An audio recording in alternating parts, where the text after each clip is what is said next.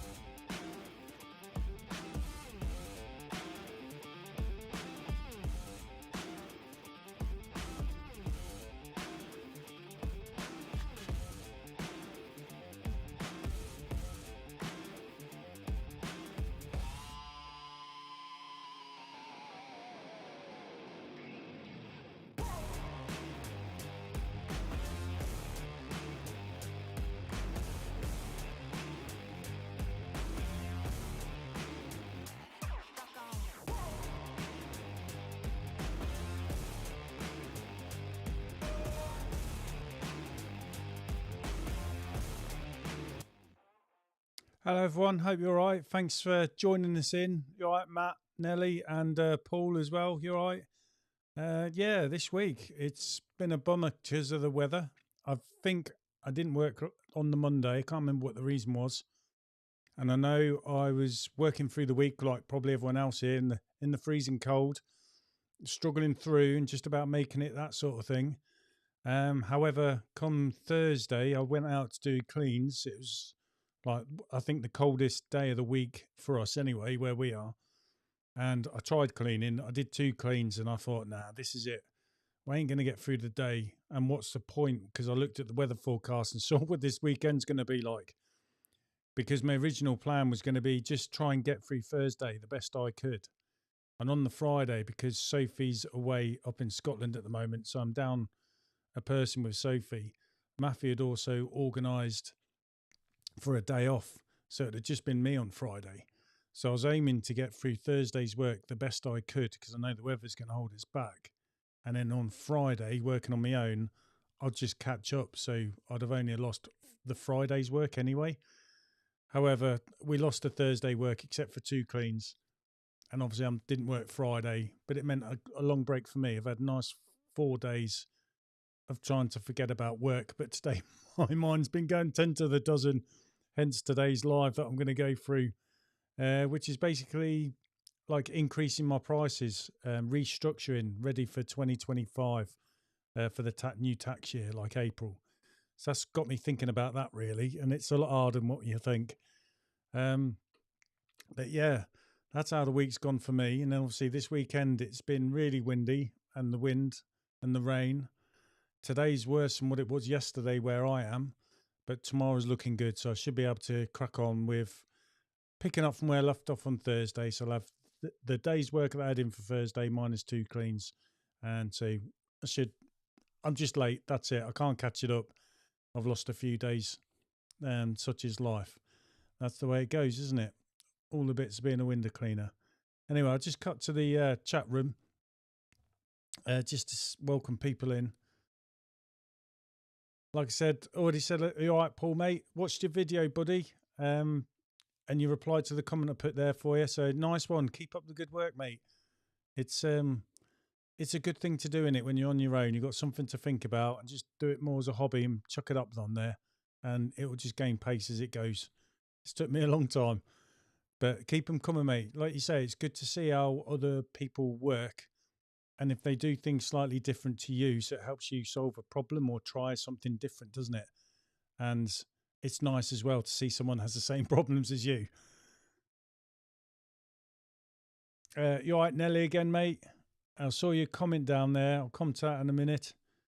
You all right, Matt? Yeah, my wife's all right.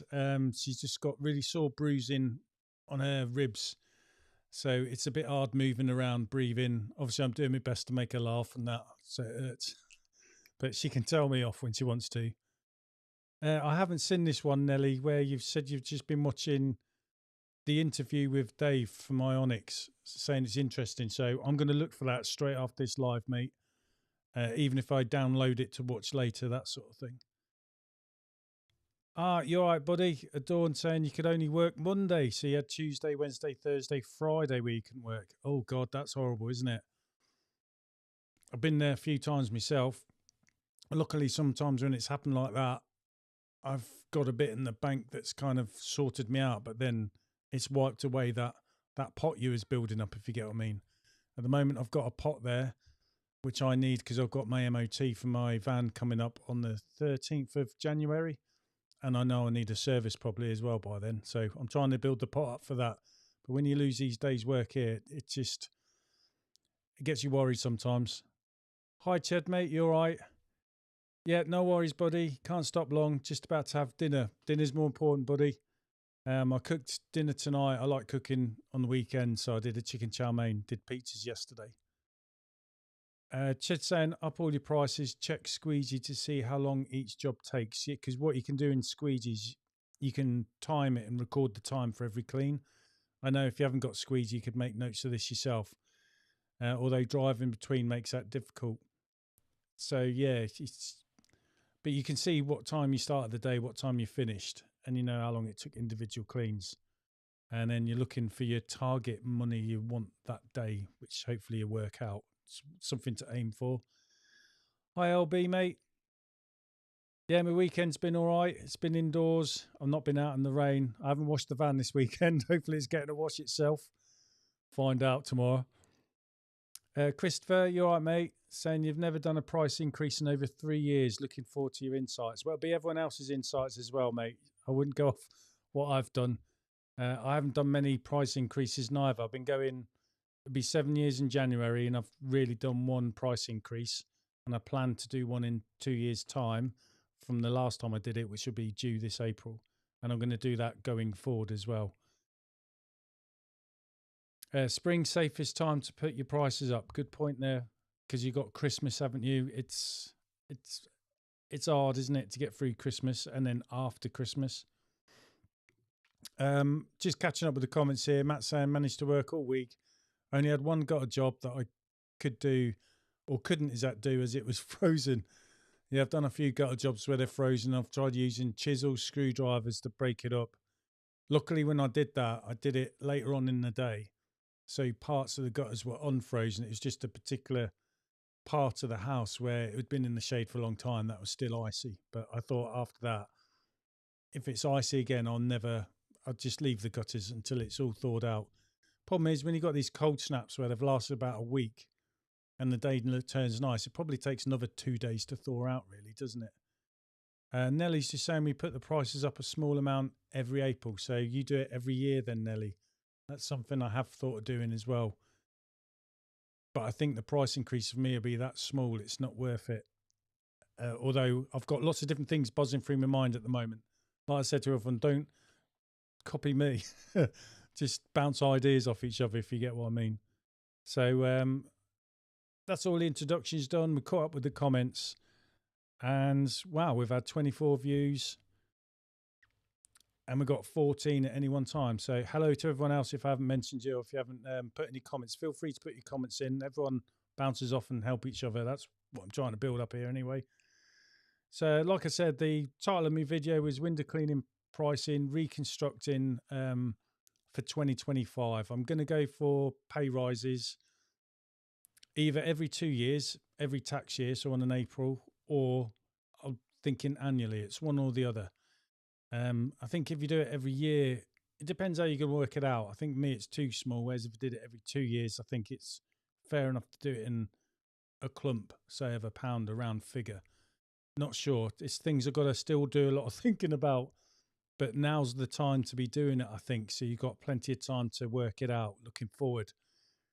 The problem with running your business, whatever you do, whether you're a window cleaner, gardener or something else, is you're working and doing all the admin. Your head, you're spinning tons of plates. So when you say you're going to get something done, come the deadline, it has to be done quick.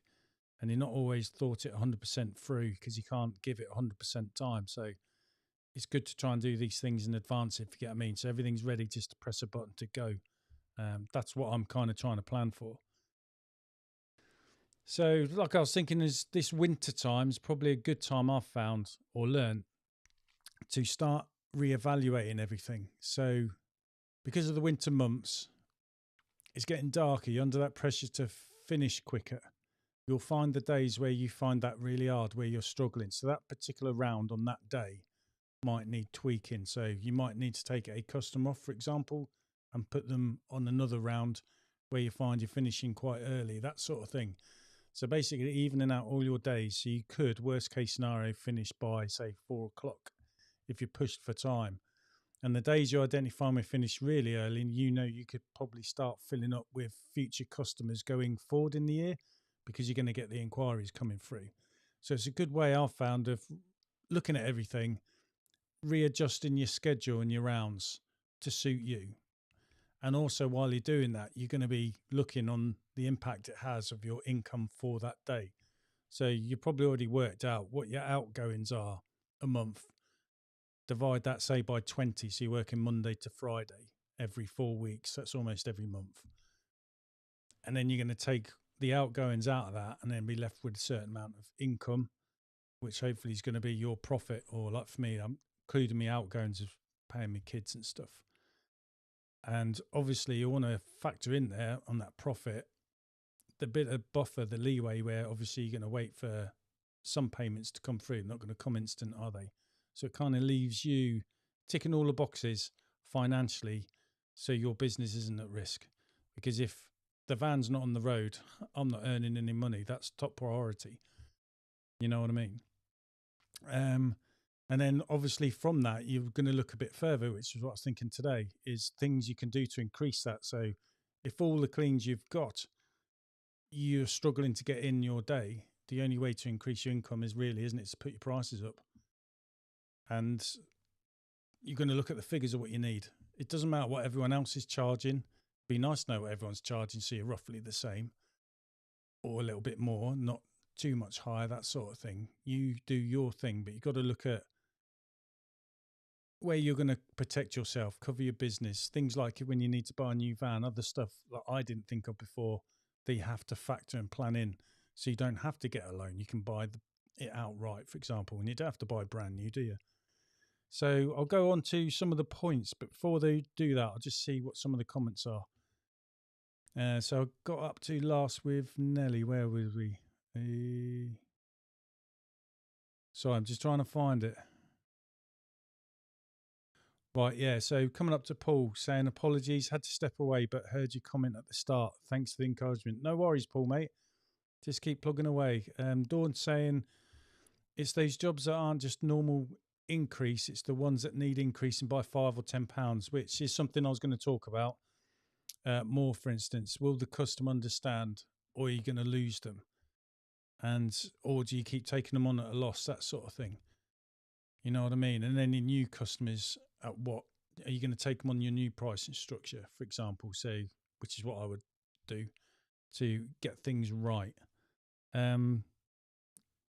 Cracking. I'll come on to them, but I'll just move on to something I was going to bring up. Is basically I've already kind of covered it. You need to work out what your monthly outgoings are. So, not teaching anyone to suck eggs. Just kind of like go through your bank account and look at all the outgoings that run operational costs of your business. Obviously, you're going to look at everything really, but the ones that operate your business and try and work out roughly a month what that is. So you could overdo all the stuff for the whole year and then obviously divide it by 12 to get an average for that month, for example. And then, like I said, you can divide that figure by 20 just to work out Monday to Friday, 4 days a week. That's how much money you need to be bringing in to cover them bases.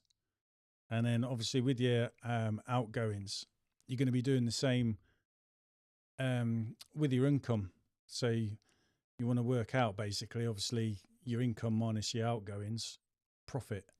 And then it's good to look in historically, like how much money you normally owed at the end of the month as well.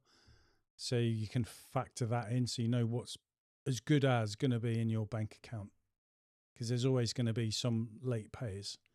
And obviously that's something else you have to deal with. And then what I've put down here is, do you track, or how do you track your income and your outgoings? I'll be interested to know that, because the only way I pretty much do it is keep looking in the bank and constantly updating things and seeing where I'm spending money.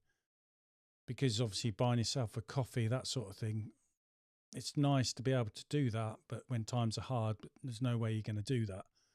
So maybe stay away from that altogether. You know what I mean? So you're trying to see where you potentially can pull back, and you want to keep your outgoings as low as possible. Like I've got a loan that I took out so I could get my gutter vac and my electric reel. I'm still paying that. I've got a couple of years left on that.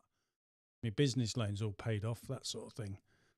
So it's all these, and also with them, you can plan saying, well, in 2 years, I'm going to be this much better off as well. But I'll probably be getting another loan to buy a new van or something. So I just seen some comments coming in. Matt's saying, I did a price increase of £1 clean. Sorry, I just get it up as in the comment. I did a price increase after £1 per clean in April 2023. After Christmas, I'll be doing another increase. It'll be tailored to each job, so some will be going up more than others. So you're kind of trying to get an even playing field. It's hard, isn't it? Because I tried to come up with a system so that it's fair for all my customers, because you know customers will speak. It's handy if they're all in the same street, same size house, because it's all going to be the same. But some houses in the same street are different as well. Or you're cleaning a relative, but then different street, different area, so you've got a different sized house. But as long as they don't think something's a bit fishy, they're all going to be happy, aren't they? So it's trying to come up with a system. But I think no matter how good your system is, every house, every window is different. And some houses will take you longer than others, no matter what the number of windows are, just because the layout where you park your van, pots, plant pots, you know what I mean, wheelie bins, all that sort of thing, all these things that slow you down. Matt's saying as well, I know you'll lose some, but we'll replace them as new as the demand is there. So yes, that's something else I was going to go into as well, but I'll come back to these. But Matt's got a good point there as well. So when you do these price increases, you are probably going to lose a few. But hopefully where you've gained, that's going to replace the ones you've lost. So even if you're working for the same but for less, that's good, obviously, for yourself. And also it's even better if it's leaving room for you then to take on further customers through the inquiries that are coming in. And then you're going to make that back. But that'll just come in over time. And it does anyway. There's like a churn rate, isn't there? Comes and goes. And then also you've raised all your prices, so you're taking them on at a good price as well. Whereas sticking the old way, you'd have been you'd get to a point where you're too busy, you can't take anyone on, and you're not really getting to the point where you're making enough. You might be now, but obviously in future, as inflation and everything keeps going up, it's going to overtake you. Nellie's just saying we found that putting the prices up a little each year for the customers, they don't feel the increase, so they get used to it. They know it's coming every year, so it's minimal, the impact, and they get it. Because at the end of the day, look how much probably a price of peanut butter's gone up within a year within the supermarkets. They don't do their prices every year, do they? They fluctuate. It's a bit like fuel, for example. That goes up and down like a flipping yo-yo, a big yo-yo. So, yeah, there's different ways. Are you going to do it every 2 years? Are you going to do it annually? I wouldn't suggest doing it every more than 2. I mean, I'm getting comments of customers. I had one a couple of weeks ago where a customer come out and said, you are putting your prices up, aren't you? I was like, oh, yeah, don't worry, I'm going to in April. And they're saying, good, because I want you to be cleaning me windows. So I think there's some concern that everything else is going up, you haven't. And they don't want you to end up not being a window cleaner anymore because they like you, they trust you. And they've got to go through that rigmarole of trying to find someone they trust again. You know what I mean? Where they'd rather pay more to keep you, if you get what I mean. And when you get comments like that, it's probably a good combat indicator. You need to put your prices up, doesn't it? LB's just saying, I've decided next year prices will go up for each job, like Matt's saying, depending on how long each job takes. I've got some of our £16 that take longer than the £22 jobs. So my pricing is very off and so needs sorting. Mate, I'm in pretty much a very similar situation as you. I've got some houses where it just seems a dream, and other ones it's the opposite way around, like what you're saying, and it reflects that in a day's work. Some days you look and think it just goes easier than other days, yet the day should have been easier, but you've earned less but for longer. It's kind of strange. It's trying to pinpoint these different things, isn't it, and making notes so you know how to do it. So really you're re-evaluating this all through the year. I just think this time of year is a good time to like reorganize your round, and you might as well start thinking about reorganizing your prices. And to be honest, the months leading up to now, you've already been thinking about this anyway. So you might as well do the whole lot together and then start sending out your messages early. Now, it's up to you, obviously, what time of the year you're going to put your prices up. I'm just simply going April because I'm thinking within the tax year. I think it's called a fiscal year, isn't it? Where they do it from like April till the 31st of March. So it's basically April till April. I believe that's what it's doing. But obviously you do it any way you want. Like some people saying, you don't want to be doing it January, Christmas time. So springtime's probably good. Paul's just saying, I've got a couple that are £18, but you're going to bump them up to 20 as that's now your minimum charge. And I think a £2 increase isn't too bad. But like you're saying, when you're jumping it up £5 and above, that's going to be a bit much for some customers. But again, I'd be surprised. I think some will probably gladly pay it and say, thank God you may have been feeling bad paying you that. But then others will be shocked. And it's when you lose a customer, it's what are you going to lose over that year, if you get what I mean, if they're not going to be replaced quickly as well, which is something else I was going to bring up as well. So I'll just go back to my little list. So yeah, tracking your incoming money and your outgoings as well is important. And then coming in line now with what like Matt's been saying and some like Paul's saying is if you're going to put up your prices, are you doing it per service? So your windows go up a certain amount, your gutter clears are going up, fascia subs and gutters, all that sort of thing. Conservatory roofs, so you're going to readjust a price for them. Do you do it per panel, or do you like have a minimum charge that you start on, and you're just simply going to price it on time that you think it's going to take? So something looking a lot dirtier than another one is going to be more, you know what I mean, and size, that sort of thing. But it's trying to standardize something, a system that works for you, so that you're kind of fair with all your customers, because you get relations, they all talk, don't they, in pubs and stuff. So as long as they think they're all getting between them a fair deal, they're going to be happy. So it's trying to standardize how you work, Reece. That's what I'm trying to do, rather than keep bouncing around. So yeah, and then look at each service and job and think what value it's coming in. I mean, for example, you got your conservatory roof cleans. I have two different prices. One if it's polycarbonate, one if it's glass, and I charge per the panel. And if there's small panels, I'll put two smaller ones together to make it the size of a panel, if that makes sense. So that's basically what I do, and that's a minimum. And then if something's completely really bad, obviously I charge a bit more because I think it's going to take longer than what the value I'd normally charge her. So I'll add a bit on there. But again, it's hard because you're trying to know how much time it's going to take. So you're doing your customer the best deal, really, because you want that job again next year, don't you, really? And I'm also learning now, if it's something that's covered in lichen, I'm going to tell them I can't do that because I can't tell you how long you're going to be here. And I don't know how to schedule it in with everything else I've got, you know what I mean? So I might walk away from certain jobs when they're at a certain standard where, they're covered in lichen, and I'm like, no, I haven't got the kit to do that. That's not for me. That's something else I'm thinking of. And then with the conservatory roofs, I was just speaking to Teresa about it.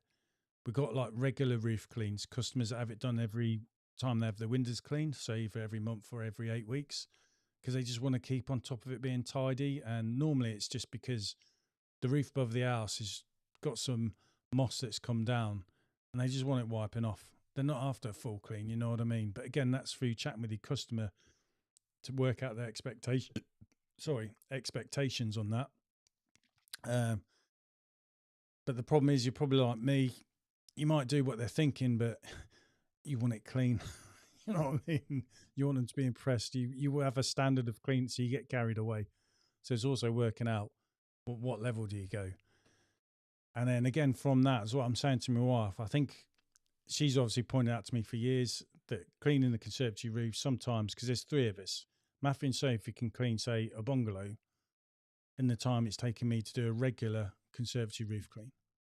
So therefore, the price of that conservatory roof should be at least, if not slightly above, but at least the price of what it was to clean the windows. Because if I was doing that job on my own, it's now taken too long, and it's going to make me earn less money that day. Because if I just didn't do that roof, for example, I could have picked up just a normal bungalow clean and I'd have made more money. So unfortunately, that's the sort of thing you've got to pinpoint and work out. You know what I mean? So that's what I'm saying to my wife. Do we even just consider saying we're not doing conservatory roofs anymore? Because someone I spoke to, John, who watches some of these, said that's what they don't do them in the end because it's just not worth it. You know what I mean? I suppose a special customer might do like the once a year clean. I'm talking like regular conservatory roof cleans. So it might be worth dropping that service as long as you can explain to your customer why. Or the other thing is, put the price up to reflect that, and then the customer's got a choice. Either that's something they're prepared to pay that money for or not. And hopefully you price yourself out of it as well, so you're not doing that roof. And then you've got spare time that day to get a normal window clean in, so you're going to improve your days taken, so to speak. Hopefully that kind of makes sense. And then that's what I was kind of going on about, the possibility of dropping some services like I'm on about for your regular roof clean. And also it's keeping an eye on your gutter cleans as well, constantly keeping them, is it priced about right, and learning certain situations, certain types of gutters, you know what I mean, take longer than others. You're trying to find that middle ground to get it right, and you're going to get experience of when to put a bit extra on to cover, because it's going to be a bit more of a pain, say. So I'll just go back to some of the comments. I don't want to get too far ahead. I've seen them coming in. Here's Matt saying, last year I organised my rounds over the Christmas period and I saved, 3 days a month. So I take it, Matt, this is probably every Christmas you're going to do this, because I'm assuming as well you probably take some time off for Christmas. And like most of us, when you got time off, that's when you get to sit on your ass and work this sort of stuff out, because the rest of it you're too busy, especially obviously with having a young addition to your family. But it just shows you it's 3 days a month. That's a lot. And that 3 days a month, you're going to then backfill with new work, aren't you? Which is going to increase your revenue. And that's even without putting up your prices, if that makes sense, just by reorganising your round. So if you reorganise your round and do a slight price increase, it's going to keep you above the curve with everything going up. Call it the cost of living and all that, but all your suppliers going up, your food, fuel, everything, isn't it? It's going up and in big amounts. So Nellie's saying we have set prices per panel for conservatory roofs and gutter fascia soffits, but give regular window clean customers a 20% discount. Okay, I'm with you. So when you're saying that's for conservatory roofs, mate, just out of interest, is that more like for your, say, annual, the big jobs, or is that for all conservatory roofs? So if they're, for example, a regular, say 4 or 8 weekly for the windows and the conservatory roof, do you have a set price for that and give them 20%, or do you try and, you know what I mean, they go for the annual job on the conservatory roof, but you give them 20% off that because they're a regular window cleaning customer, which I think isn't bad neither. It's got to work two ways, isn't it? You want that regular income. So I'll come to your answer back probably, mate. Adorn's just saying the add-on ones are easier to raise prices as it's a one-off for the customer and they're usually okay at that price. Most of mine do remember what it was last year, for example. They jot it down.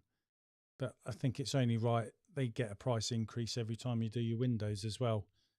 Even like I'm thinking our price per metre, you could keep that the same, but then say maybe add £5 or £10 on the overall price for the ones you feel need it. Because obviously some houses I do, you win, it goes too easy, if you get what I mean. Yeah, it's just loads of different things to think about. I think we try and be too fair and you kind of shoot yourself in the foot sometimes. Right, and Matt's saying you're not doing conservatory roofs from 2025. Yeah, I remember you saying you'd done some and you found them a pain. Is that like all together, Matt? Not just like regular roof cleans, including when, say, people want a once a year roof clean done, that sort of thing?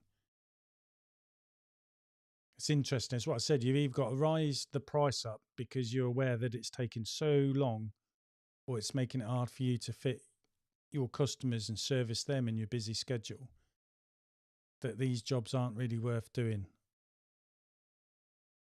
Because obviously you want the regular income, don't you? So therefore, do you either price it up enough or do you just drop that service? I mean, there's an example of it there. Dawn's just saying it's when you increase the windows by £1 and they cancel year for £1. I have had that. Thankfully, it's not a lot, but you do kind of think it's £1 and I was undercharging you anyway.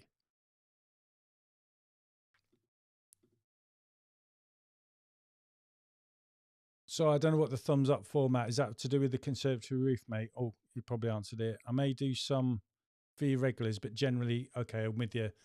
Yeah, so to keep your customers happy, it's probably good to have a couple you can do, especially if you've got time spare. Because, like, you know, some of your customers are old. Like, I do some internal window cleaning, but I don't do tons. There's some jobs I do, and it's mainly for those who can't do it because of their age. So I feel like I'd be letting them down if I just stopped doing all internal windows.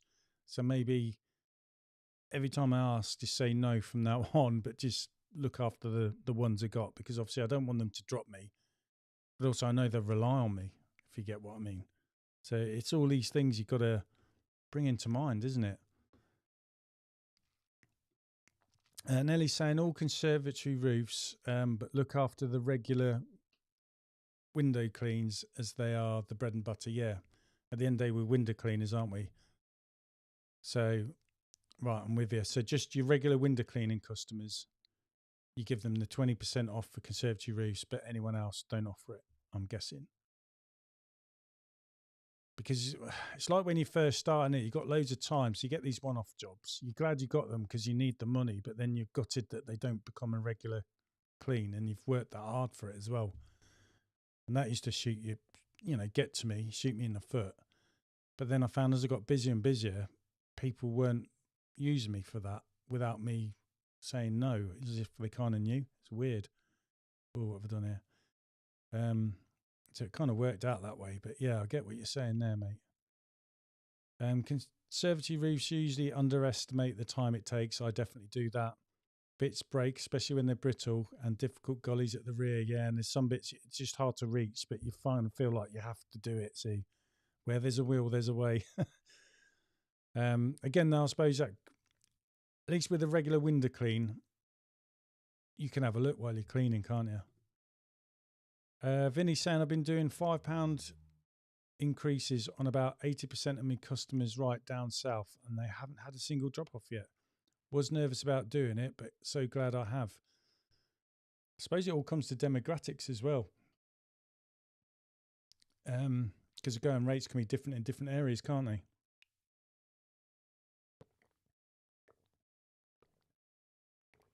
But at the end of the day, you've got to cover your bases. That's the biggest drive of your price increases, to make sure you're not struggling.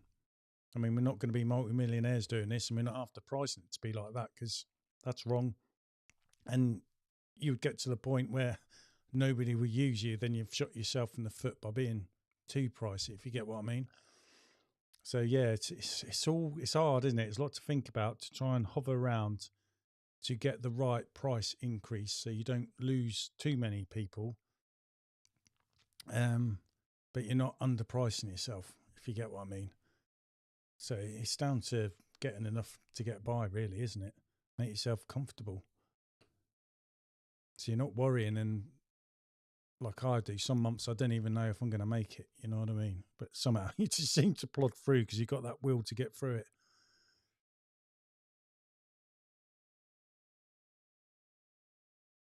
Dave does a bit now then, Rob.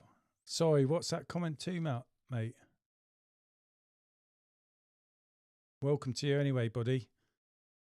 Sorry, it's because I've been looking at some of the other comments. It's kind of thrown me. Just stick a comment down there. Welcome to the stream, mate. Freebase Brewing is just saying, I'm just getting into gutter clearing and I'm getting the GVS Panther next month. We set a minimum charge of £80, but £10 off for current customers, so a discount, who sign up for a yearly clear. Okay, so if they sign up for a year, does this sound well priced? See what everyone else says on here, mate. I'm probably the worst person saying it, whether it is or not. Because for me, I charge by the meter. That's what I do, because I'm quite rural. So this is something me and my wife have said. I think if you was in a town and a lot of the houses are roughly all the same size, it's easier to do. But I know in a town you can have different size houses as well. Because I'm quite rural, I could go to like a small farmhouse, but over the years it's had loads of extensions built on it. So there's more windows on there than what you'd think, say, a 3-bedroom house is, with all the extensions on as well, then a conservatory roof. Then there's annex buildings. And some of the places are clean have got 4 sides of gutters, and some places are clean have just got 2. So it really varies where I live from house to house. And you can even have the same bedroom house, if you get what I mean, but the layouts are so different. So it's a bit hard for me to comment on there. But at the end of the day, if you're doing that in a couple of hours or an hour and a half, 80 quid's well good, isn't it? Is the way I'd look at it. But yeah, I think it's good to give a discount, and then you're obviously getting them to use you every year, aren't you? So you can sort of the guarantee on it. If someone else is saying to me after the price increase, we should make a note of when people have last had the gutters cleared, and then maybe send a reminder in 11 months' time saying, oh, we did your gutters like 11 months ago. You know, would you like us to do them again? That sort of thing. Oh, no worries, Dave. Just saying hello. Right, buddy. That's all right. I was just thinking I've obviously forgotten something somewhere because I'm waffling. Welcome, mate.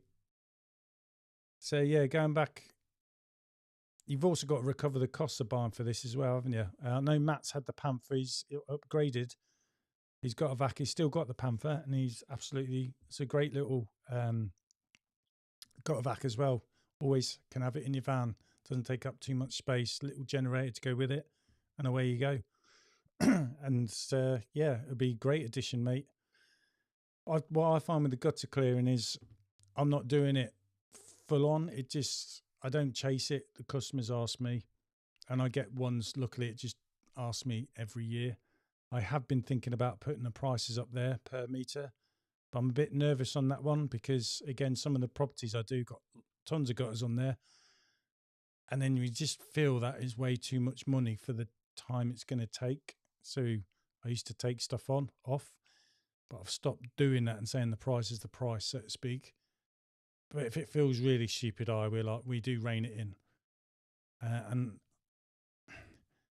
I've had not many knockdowns, put it that way, from my quotes for the gutters, but we do have the odd comment here and there where it's a bit pricey. But what I will say is, they've gone to someone else, not been happy with them, then they've asked me, and I've done it, and now I do that every year because they've seen, I suppose, how you work and the lengths you go to. You know what I mean? So you're always being watched, isn't it? And just do a good job. Anthony's saying minimum charge £40 for each side. So there you go, fruit bat. That's for the gutter clearing. So again, it's something me and my wife have been talking about is, price per meter, but also I think we should have a minimum charge because the small properties are probably the ones where you're going to lose a bit of money because at the end of the day, you're driving out there, you've put all that kit in your van, you've got to take all that kit out of the van and you're putting it back in your van at the end of the day as well. And you're using fuel, aren't you, which is going up in price here and there. It fluctuates. So it's good to have a minimum price. That's something we're going to implement as well. Christopher's saying for gutters, I usually charge £2.50 per clip. So you're going from like bracket to bracket, £2.50 for that length. I did try doing that, and I was looking for different houses when I was working it all out, and they do vary in lengths of clips where I live from place to place. That's why I went per meter. But it's kind of like the same idea. Matt's just saying to you, mate, it sounds about right. And he's saying he starts at £85. Then if it has a third length of gutter, it's an additional £25. So that's something else to think about, isn't it? It's trying to play around with your systems and then trying to find where it breaks, where it fails, isn't it? And then trying to work out all the different ideas you got, what would be the best one. We're using a combination of two, or like having a backup feature. So you're giving your customer the best deal because that's all we want to do, isn't it? You want your regular work. So without your customers, you got nothing.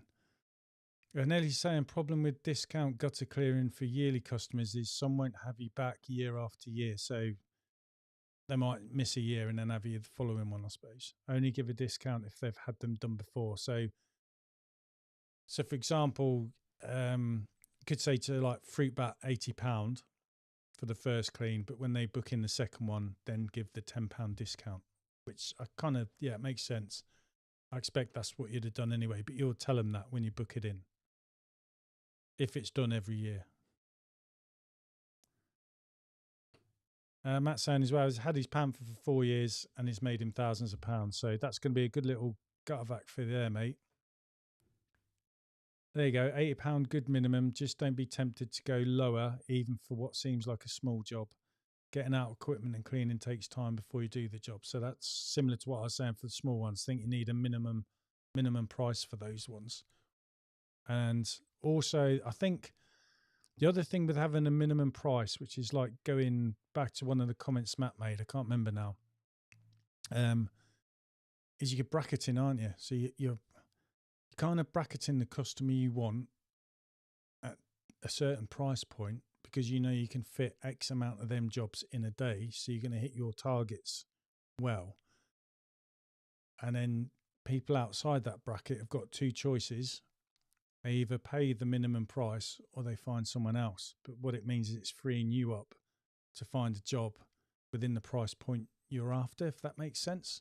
So you're targeting your customer as opposed to blanketing everyone. But then the other bit says, if you say things, they're looking at your window cleaner, clean windows. But that's why we're thinking as well, bringing a minimum charge in. I'm stuck with certain cleans because I just clean the fronts only. But to be honest, you're glad you're just cleaning the fronts only because if you see what you had to do to get around the backs, which is why they want the fronts. And luckily I've got a few all together and they're where I'm already cleaning anyway. So they appreciate you doing it and they pay me there and then as well. So they're as good as gold. So it'd be wrong just to ditch them. But anyone else, I think, is to say, unfortunately, no. If it's under the minimum charge, either don't take the job on or explain, unfortunately, you've got a minimum charge because it's not worth it otherwise. And it's up to them, isn't it? Vinny's saying, do you find gutter jobs have more than windows? Obviously, in money, there is a half decent amount of demand for it, but I don't want to diversify for the sake of it. I want to be paying higher than windows. Yeah, you want the gutters to earn you more than what you would on a window clean in terms of per hour, so to speak. And your windows, though, are your bread and butter, and they are reoccurring work. So window cleaning is good as long as we've got it all priced right, which is something I need to work on.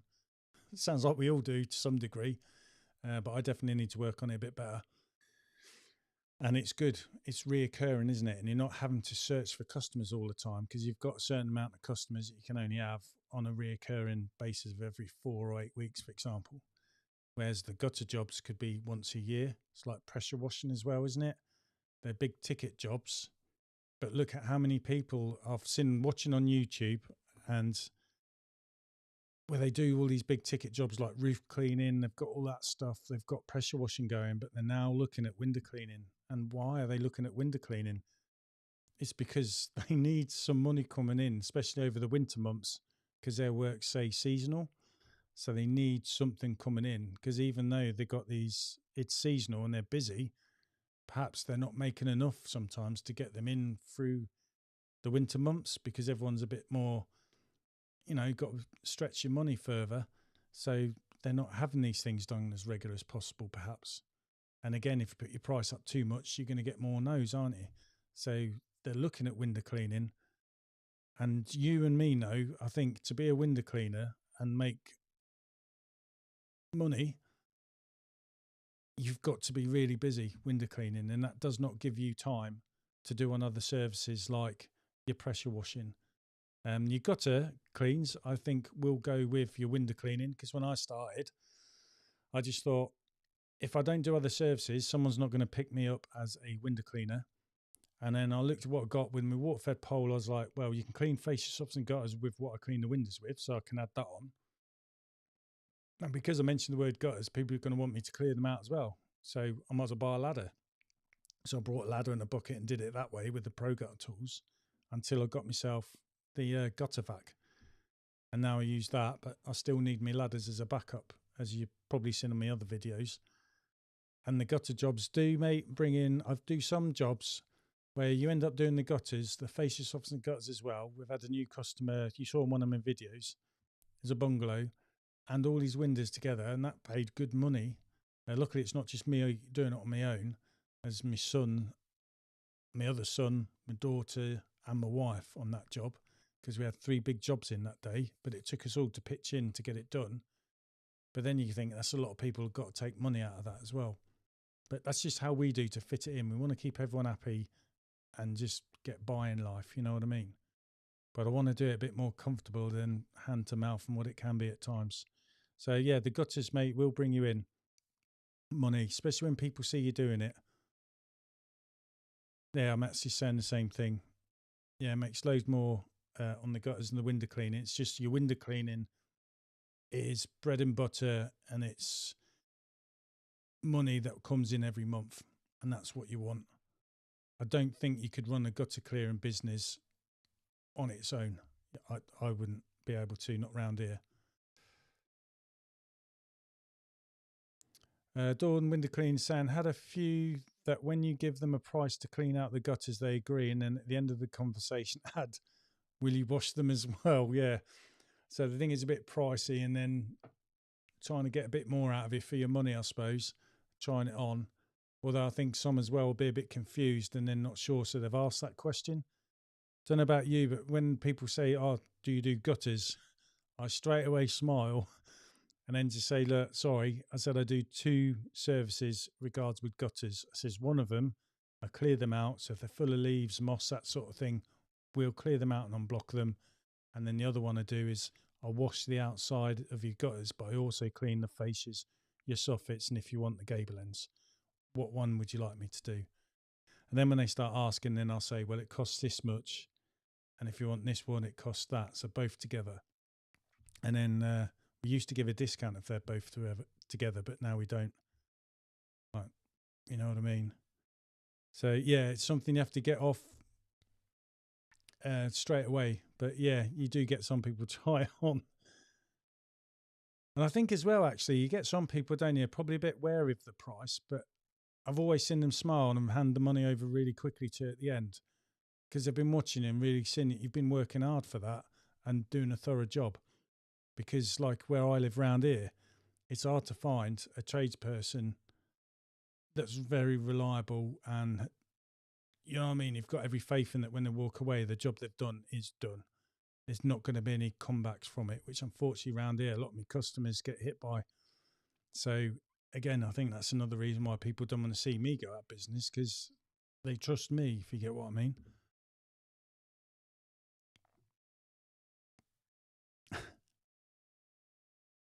Nelly saying, when you have a good window cleaning round, you already have a good customer base for other services. Yep.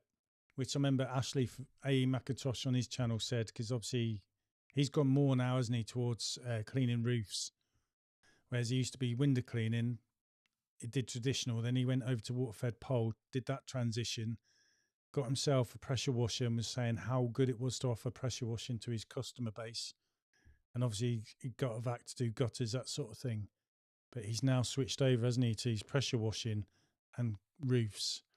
And I believe he does window cleaning, but I think he pays other people to do the window cleaning. But he's obviously like that more than the week because he's been window cleaning for decades. Dave said, has anyone used the X-Line gutter vac? Is it any good to get started? Well, I did look at getting that, Dave, but I didn't. I went for the Skyvac Industrial 85 a few years back. They still sell that. I think they sell it now with improved motors, so it's more powerful. And then they've got another similar looking design, but I think it's called a Vito or something like that. Nitro, sorry. So it's even more powerful. But they are pricey. However, I love my Industrial 85. It's just fantastic. And Matt's got a Predator, which is probably the equivalent of the Industrial 85. And again, he loves that. It's really good. But I haven't used the X-Line ones. I did see one of Dan's videos. It looks a bit plasticky. And I like the trolley system that the Industrial 85 sits on. Because again, me being rural, I've got some rough ground to go over. It's not going to be like on nice tarmac and big steps to go up and down and that.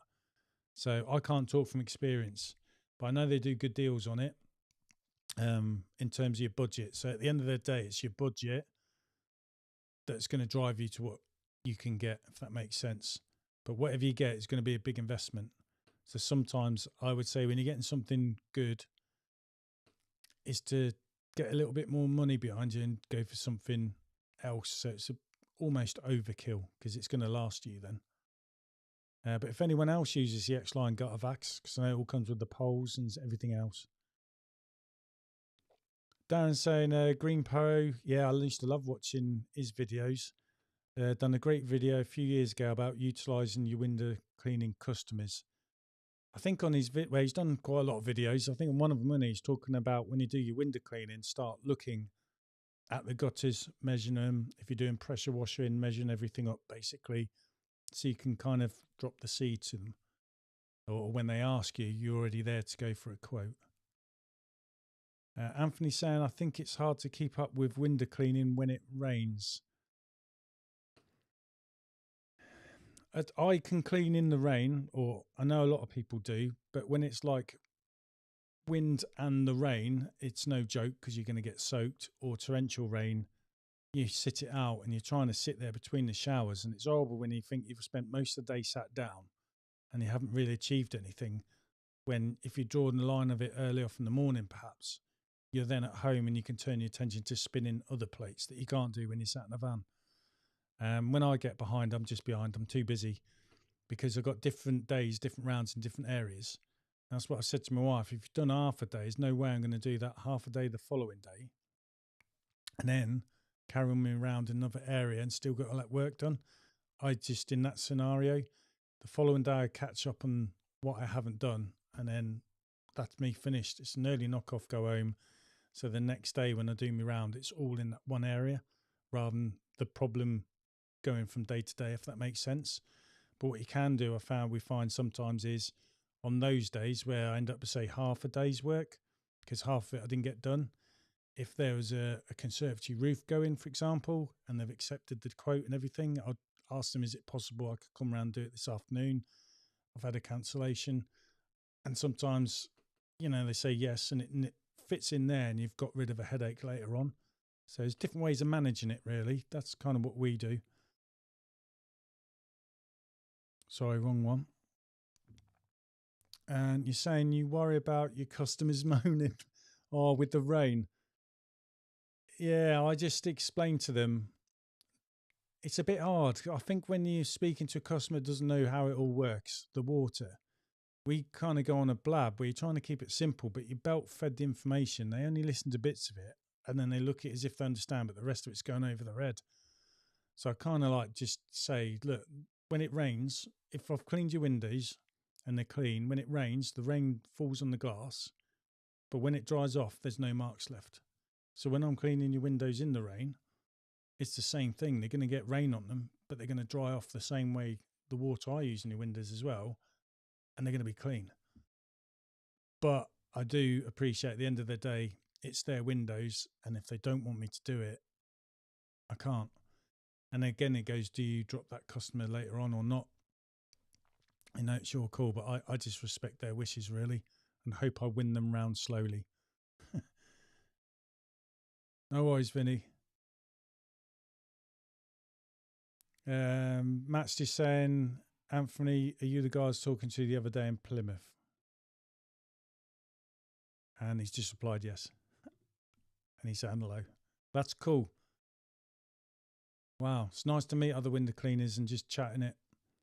Although everyone seems busy because we're always behind, so you want to chat, but we're like, I've got to get going. So anyway, I'll go back to some of the other things I was going to talk about.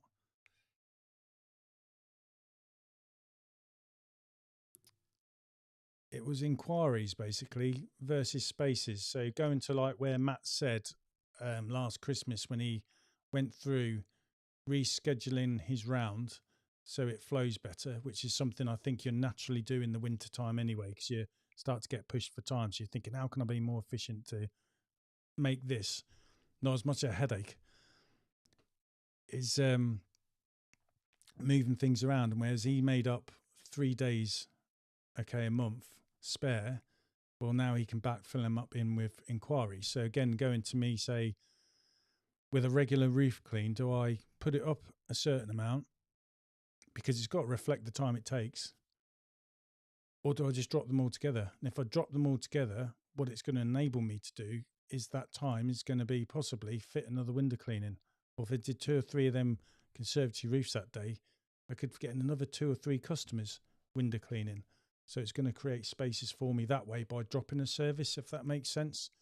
And you're going to make more money doing that than charging what I was charging, for example, for the conservatory roofs, because of the time it's taken for a regular clean. And I think as well, I'm just going to have that conversation with customers where I'll explain to them that unfortunately I'm not going to be able to clean your conservatory roofs because, and I'm sure if you explain it, they'll understand.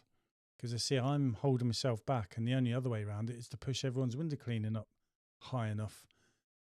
And that's not what people would want neither. So that's why I'm dropping that service, for example. Or you price it at a point where if they want it, they'll pay it. And if they don't, it doesn't happen. Or am I better off dropping it all together? That's the conversation me and my wife have got to have to work out what we think's best. And then moving on is your price increase, how much. So yeah, you've got to work out how are you going to price your jobs. So we've already said, rather than doing it per job, you're doing it per service. So some people's price increase are going to go up more than others, for example.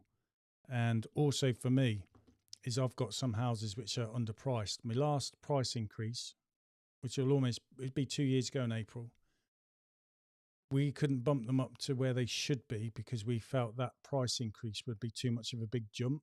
So we kind of split it in the middle and said we'll just swallow it. And then this price increase, for example, we'll put it to where it should be. So it's kind of done in stages, if you get what I mean. So we've kind of broken it down. So we want everyone the same. Although I'm thinking as well this year, just to say, I'm going to just say sod it. Everyone's going to be at the price they should be, plus my price increase, if that makes sense. Because I'm packed and I've got enough customers, I think, whereas if I lose some, but the other bits, the money increase I've got up, I'm going to probably keep, worst case scenario, hopefully, the same money, but with less work. And then I've got spaces as well, hopefully, to maybe take a couple more in, because I've had 3 inquiries over the weekend to get back to. I think it's 4, actually. So, yeah, so that's how much and how are you going to increase it? And something else I thought talking about is, I think some people talk about it, so it's worth bearing in mind is this, your CPI, I've forgotten what it's called now, Consumer Price Index, is it? To do with the inflation, basically, and how it's all worked out. Here's an inflation calculator by the Bank of England. Consumer Price Index, that's the way it is. So what is the Consumer Price Index? Well, the Consumer Price Index, you can look it up online. It can be very complicated, but I think in a nutshell, when I've looked at it, is basically it's like a basket of shopping, but don't think a shopping basket in a supermarket.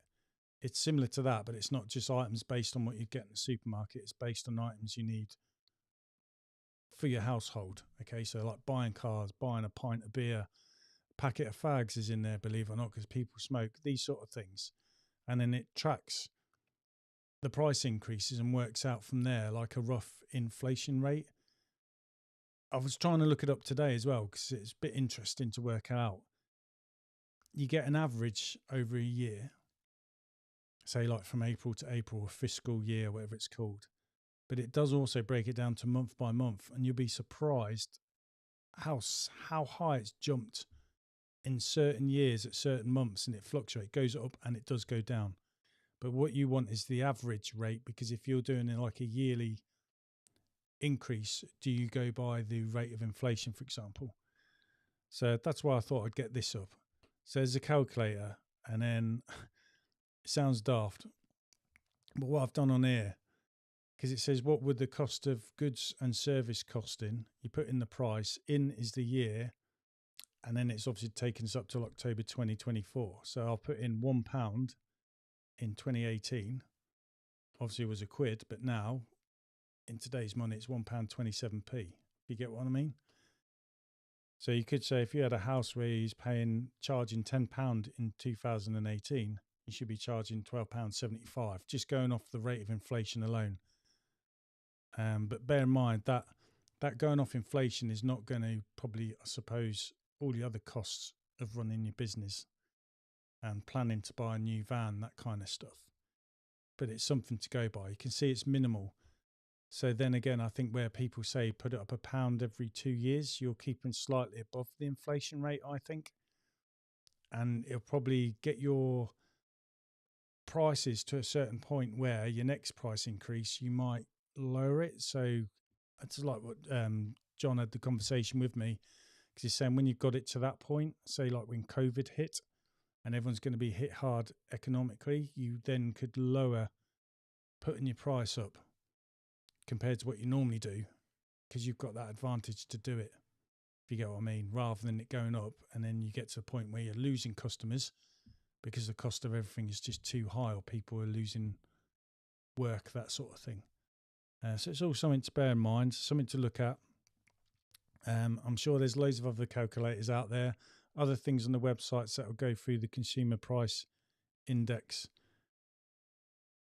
So yeah, I just thought, Barry, you could go on here and play around with your pricing structure to see if you just put it up by a percentage or not. Who knows? See what your thoughts are on that one. So I just come to some comments because I've seen them going through. Here we go. I'm catching you up. Anthony's saying, what do you use to optimize your rounds? Are there any apps? Yeah, I'll just have a look for you. I use this Squeegee app. So this is a website. Type in Squeegee, but you need to put in the second word app. Otherwise, you're just going to get pictures of squeegees everywhere. And this is what I use. I won't sign in, but if I click this here, it will sign me in online. But also, you have an app of it that you can use it on your phone. That's what I use. But I will say with Squeegee, it can come across very complicated. But you can get it at different price points for different features. So as you grow up, you can, in size, you can scale up and add, and then you're learning these new features bit by bit. But I know a lot of people like to use Cleaner Planner because it's a bit more simple and easy to use. Dan Smitherson, if you watch his channel, he used to have a cracking channel, but he's coming back to it again. I know he's a fan of Cleaner Planner, and seen him on other podcasts. He said he used Squeegee, but it's too confusing. So he went back to what he knew, Cleaner Planner. But I use Squeegee. I like it, but there are some things that do confuse the hell out of me. But what I will say is you can get back to their support team and they come back with an answer. Because on Squeegee, I was looking up to go with pricing. Sorry, features is what I'm after. I don't know if they'll show it on it. Ooh.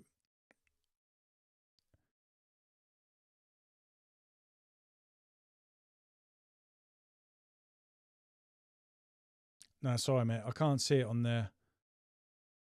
Now I'm putting myself under pressure. But have a look on here under features, and it'll tell you all the different things it can do. And there's more. Or will it show me on here? I'm on the ultimate plan here, so you can see what each plan does and doesn't do. I'll just see if it's on here. Counting. I could show you on my account, but the problem is you'll see my customers' details, which is not something I want you to see. Bear with me. I'll see what I can do. If I come on this screen, I'll try and go into my app on the computer. And if I click on stuff, hopefully I can navigate to it without you seeing any customer details.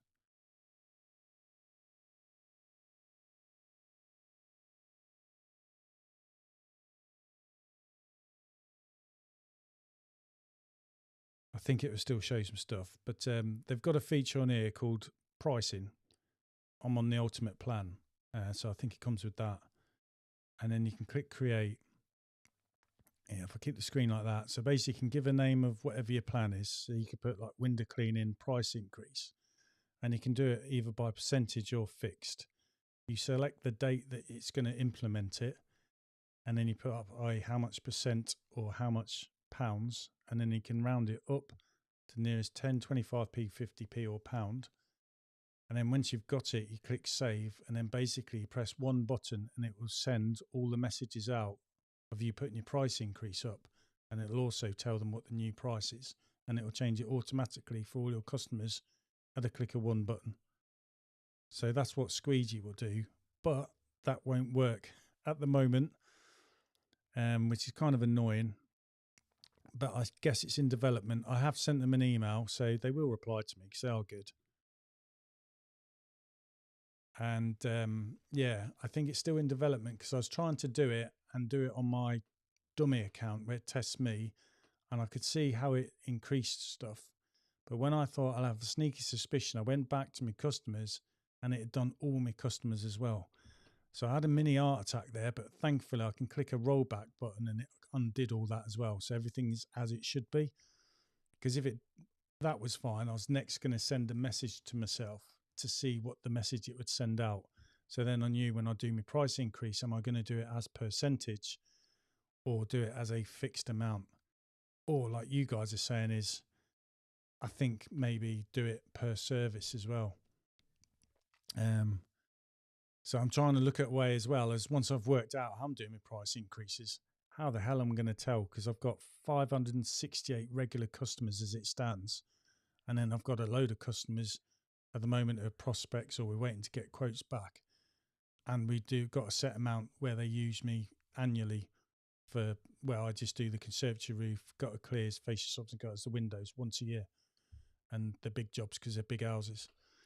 So it's like, how the hell do I let everyone know individually of different things? So that's what we're trying to work out. And I think for me, the best bit I do is first stage is to try and sort out the people who are underpriced and just go for it and get them to where they should be. And hopefully I've made that a little bit painless with the small jump I've done on my last increase. And then let everyone know what the increase will be. Or do I do it individually? You know what I mean? That's my next problem. You solve one thing and it causes another one, doesn't it? So in regards to that, Anthony, I use Squeegee, but everyone uses other stuff. I think there's Get Soapy, let's say Cleaner Planner. I'm sure there's some more out there. Lads will tell you on here. Never drop to surface, just put the price up. Okay, so again, that's something to me. It's like I said to my wife, do we get rid of the say regular conservatory roofs or price it to how it should be? Because that's going to do two things. Those who want it will keep it and I'm going to earn some money. And where it should be in regards to what it would earn me if I had a window clean somewhere else, that sort of thing. In times it taken, I'm already there, and or they're not going to have it done, which either way is going to free up space. But I can see people going from a regular window clean, saying doing it every other clean, that sort of thing. So it's like, how do you handle that one? Matt's also saying that Ched left a comment on one of his videos earlier about not turning away new customers, just price them higher. Yeah, so and if you get them, then basically you can look at dropping some of your badly priced customers. But if they're badly priced, it's kind of like my fault, really, isn't it? So it's down to me to say something. I think if you just speak to people normally without trying to come across business-like, explain, they'll see where you're coming from. And they're either going to say yes or no, you know, and even if the answer is no, you've left on good terms, if you get what I mean, rather than you've just suddenly dropped them. So it was also about how you handle that, isn't it? So, but yeah, you're replacing new work with old work. Cole's saying when doing a price increase, you can schedule advertising alongside it. So if any drop off, hopefully you get to take on new customers because you've got them spaces, haven't you? And obviously the ones that have said yes, you kind of covered that loss as well. And then, like you're saying, you want to backfill in. But like I said, I've had 4 inquiries, I think, this weekend to get back to. And my wife at the moment is saying we can't take anyone on because it's a bit of a struggle. So again, this is where I think I need to sort out this pricing stuff. It's also trying to handle that one. Don't maybe not say no completely. Just say at the moment we're not, but in the next few months could be taking you on if you'd like us to get back in touch with you, because you know there's a churn rate or something like that. Matt's just saying to Anthony, I'm using Cleaner Planner, and you can see the value of and time taken to do the job, so you can see the days that are oversubscribed or undersubscribed. Yeah, and you can do something similar in Squeegee. I'm sure they'll all do stuff differently, but I just know from what other people said, Squeegee, it can be a bit complicated. I think anything is when it's new, isn't it? And if you've started on one system and then going over to another, it's probably easier just to stay on the same system you're starting with. Dave, you're right, mate. Saying what's annoying is, say you charge £10 a house, but it should be 15. If you put it up to 15, yeah, they're going to moan, and you might lose a job. If it's a new customer, you say 15 on the same street, they just say yes, which is very true. So again, in that situation, like I found myself, say it was a £10 house going up to 15, we'd put it up £2 or £3, and then this one we putting it up. Say if we put it up £3 from 10 to 13, this one would put it up £2, but you're going to be putting up another 3. So then it gets it in line, if that makes sense. But you've kind of done it in stages rather than the big it. It's what we did, because you also know some of these people living in there, you know what I mean? It's a bit tough to do that for them as well. So again, it goes down to like doing a annual price increase. So it's in small little bits, so they don't really notice it creeping up. Or do it every 2 years, like £1 at a time. But anything over 2 years, or it's a bigger jump, they're going to know it. But I think I'm going to have to be ballsy and just say anyone in that situation, I'll just say the new price is this. Because otherwise, if you don't put theirs up to 15, you know what I mean? That's a thing in the house. You said 15 to the new customer, but they might speak to the one down the road and you're doing them for 12 or 13.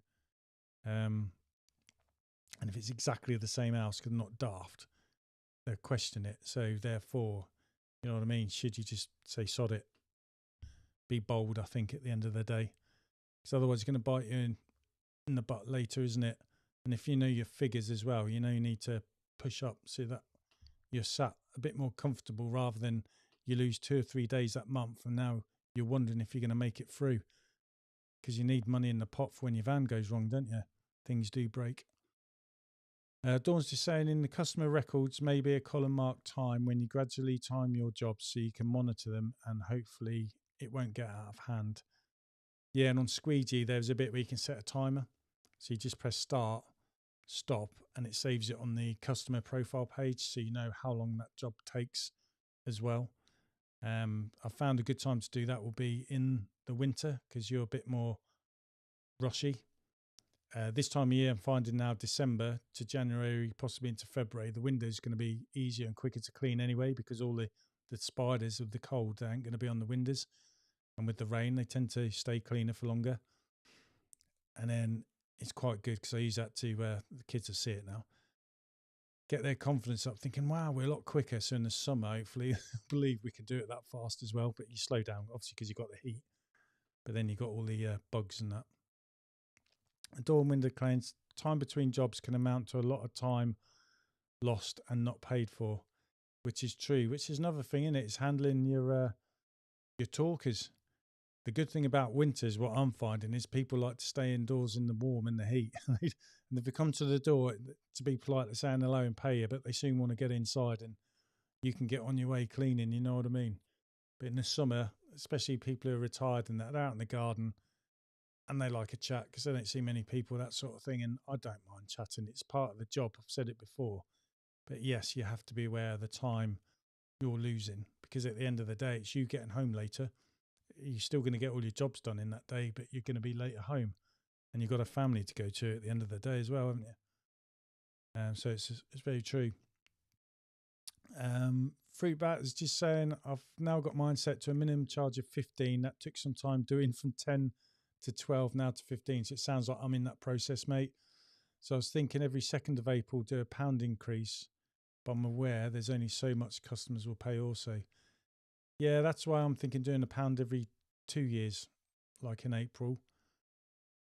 And then when it's like what John told me, you've got to monitor that consumer price index to work out your pricing for all your services. Is it kind of in line with that, in line with inflation, so the customers aren't overpaying, because they're going to know. And if you're slightly over, you now know on your next price increase, you can afford to do it a little bit lower, if that makes sense. But you really want to stay slightly above, so you've got that buffer, if that makes sense. Because even I know if I do my window cleaning, let's just say just window cleaning, no other services, and I was doing £1 every 2 years, you know what I mean? It's within 10 years, the price of a window's gone up a fiver, you know what I mean? Another 10, it's up a 10. That will start creeping too far ahead. So I suppose you've got to know when to rein it back a little bit. But it does need to be on point, really. So I think another thing I've got to do is research how to CPI, Consumer Price Index, your pricing structure, so you know when it is right and how to get it there. Or do you just be bold and do it in one big push? So therefore, going forward, everyone's the same, because you've got that problem where a new customer's going to speak to an old customer in the same size house. Ched's saying, don't do it as a pound, do it as a percentage, but round to the nearest pound. Bank of England have an inflation calculator. That's good. I think it's this one, isn't it, Ched?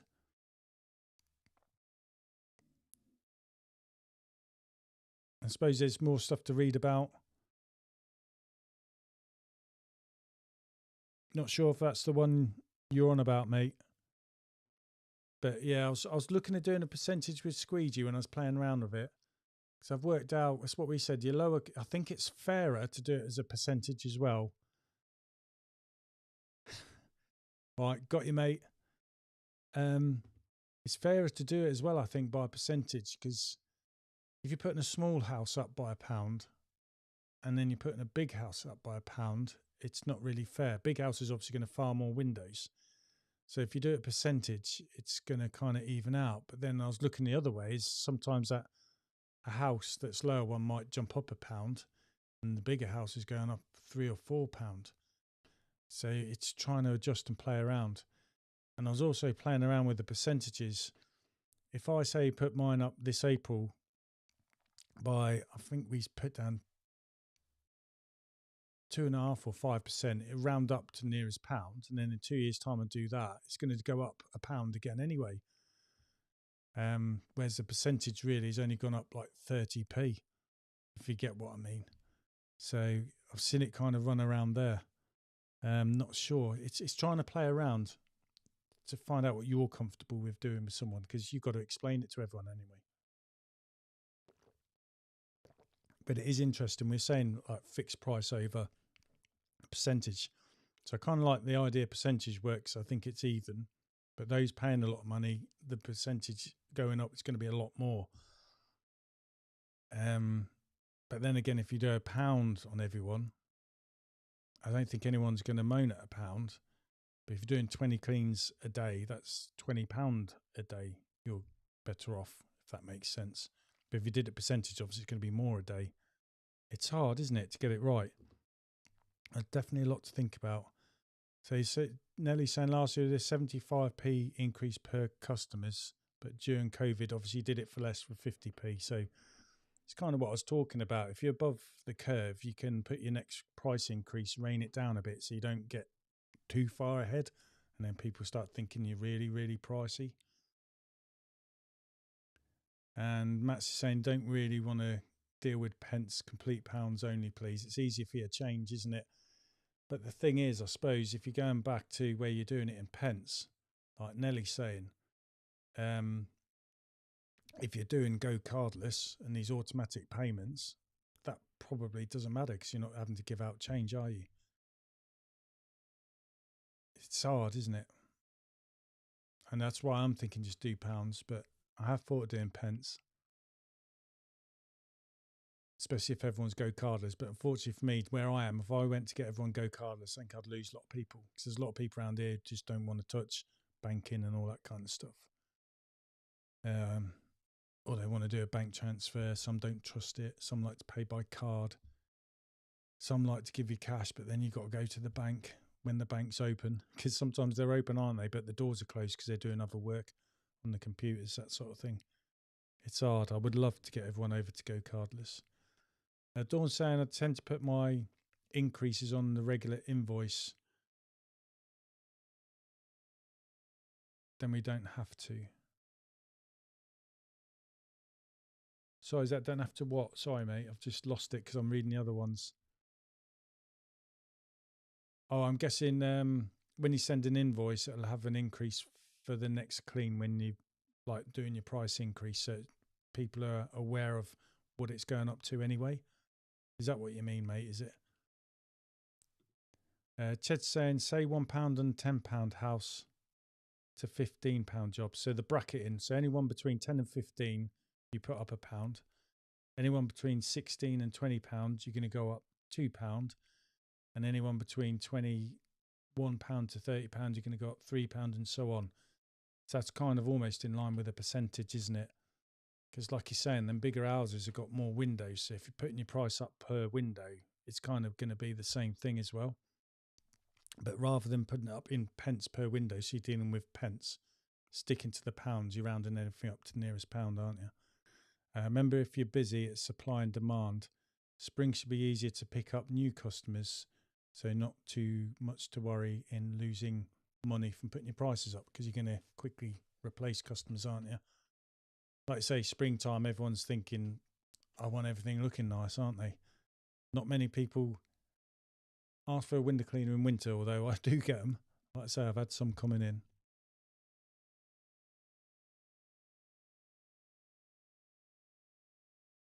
Sorry, I've just got your comment, fruit bat. Sorry, yeah, that's what I meant. Every second April, so 2-year increase. Yeah, that's what I've heard most people kind of do as well. What I like Ched's doing, you could bracket it as well, so it's kind of like your percentage. That sounds a fair way of doing it as well. I like that idea. It's trying to keep it simple, stupid, isn't it? Dave's saying, I suppose you could say that you have a new minimum price, which is £15. So you've kept the price for as low as possible, which you're going to know, like for me. And you can't do it anymore with inflation and the price of living going up. I think it's fair to say a lot of my customers will say, everyone's put the prices up but you. So yeah, that would reflect that. And I think a lot of people won't mind. And the good thing is they've had you long enough to know what you like, if you get what I mean, that you're reliable enough and you do a good job. So therefore they're going to get their money's worth out of that price increase. They know you're going to be a set standard. And you have to put your prices up, otherwise you're going to fall into the window cleaners you see around, and then they stop coming around. It's like the ones that just seem to come out summer and then you never see them winter and they come out summertime again. You know what I mean? Let the people who want them ones have them. You're a growing business. You want to keep yourself in a job for life, really, don't you? And like me, I've got my family to think about. We're having a long conversation for £1. Yeah. Oh, all that worry, for £1. So increasing your job, we've already talked about that. Yeah, price increase. Do you increase the whole job, or are you going to do it for every service that you're doing? Which I think is the best way to go. It's like for me, I'm going to definitely increase what I'm charging per conservatory as well as for window cleaning. So some of my customers are going to have 2 price increases, one for the windows, one for the conservatory. And then some are obviously only going to have a price increase reflect to the window cleaning. But also mixing that, I've got customers that I need to bump up to where they should be. So I think I'm just going to have to do that and bite the bullet. I've got enough customers to do that. If I didn't have a lot of customers, I'd be reluctant to, because you can't afford to hit, if you get what I mean. But you know you're going to replace them. Like I said, I've got quotes, people wanting quotes coming in. And if I've got the space, I can take them. So, you know what I mean? Put your prices up, free up space, and then if you replace all your customers where they should be priced and everyone's the same, then it's easier to keep it that way going forward, isn't it? The other thing me and my wife are talking about is moving to 8 weekly. I'll just catch up some comments and I'll come back to that one. Nelly saying the trick is not to lose the customer because of the price increase. That's why we do a small amount every year. Yeah. So rather than every 2 years, doing it every year, I definitely wouldn't do it over every 2 years, because that's going to have to go up too much and they'll notice it. I suppose the good thing of doing it every year is every time you get a new customer, they're going to be on that price, you know what I mean? Then you're going to bump them up to where they should be as well, and it's not a massive jump. I suppose that works that way as well. And you know, if you're getting a new customer on, because you've already thought about your price increases before you put your prices up. If they're joining, say, anytime from January forward, you're going to put them in on that new pricing structure. And then just remember, when you send your messages out, they're not going up in price. But sorry, going back to moving to 8 weekly, it's I'm going to get my calculator for this. It's one thing me and my wife are talking about. Is like, do you move everyone from 4 weeks up to 8 weeks? And then say you bump up their price by £5. But obviously before you do that, you've got to get people priced right. So if you give them price increase to be where, if they're underpriced, where they should be, then I'm telling them go to every 8 weeks, so it's an extra £5. They'll probably tell me to do one. And you're going to make more money with a 4 weekly customer than you are an 8. So, sorry, just get my calculator out. Let's just keep it simple. You've got a customer that's £15, going to do every month, just say 12 cleans a year. That's £180. But if they're £15 a month and you say you're going to add another £5 on, so it's £20, but you're going to do them every 2 months, so that's 6 cleans a year, they're going to pay you £120. So they've saved £60 a year. But like my wife says, we've lost £60 a year by doing that. And what if the customer says no altogether, then I've lost £120 a year because they're happy being on every month, for example. But what we're saying is, by pushing your customers to every 8 weeks, you've bumped the price of the cleanup, because you explain it's going to take that a little bit longer every 8 weeks over every 4, but that's only if your customer's happy with every 8. but you've also then made spaces to put more customers in and bump them up to the 8 weekly price, if you get what I'm saying. So basically, you're going to put everyone in every 8 weeks. But the thing is with me, I know sometime I get round to them on really bad times of the year. It could be 10, nearly 11 or even 12 weeks by the time I get round to them because of the effects of weather. So we've decided not to try and bump people up to 8 monthly cleans. Also because I'm rural, what we find is some people live where it's really windy on the fields and they can't wait till 8 weeks. So they're going every 4. I used to do 4, 6 or 8 when I first started. Then we realised the 6 weekers are going to cause problems, and it got to the point where it did. So we just gave them the choice. It's either every 8 weeks or every 4. And some people went to 8, but they got in touch with me and said, I can't do every 8, it's too much. So they've reluctantly gone to every 4 weeks because they asked for every 6. I said, so I can't. I explained why, because I said it's just impossible to do and try and organise. So they've gone for every 4 weeks. So, yeah, that's where we was thinking with the 8 weekly. Right, I've got some comments coming in, so I'll go back to them.